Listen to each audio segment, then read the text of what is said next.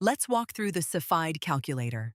SIFIDE is Portugal's research and development tax credit, and it can give a company back up to 82.5% of what it spends on R&D. First, the eligible research and development spending for this period. Let's enter €200,000. Next, the company's taxable profit for the year.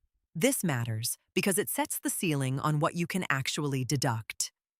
We'll put in €300,000. Then what the company spent on R&D last year. Let's use 120,000. And the year before that, 80,000. These 2 years matter because the second rate is paid on the increase over their average. Instantly, the calculator shows the tax credit, 65,000, from the base rate of 32.5%, plus 50,000 from the incremental rate of 50% on the increase. €115,000 in total. The breakdown below is where the real answer is.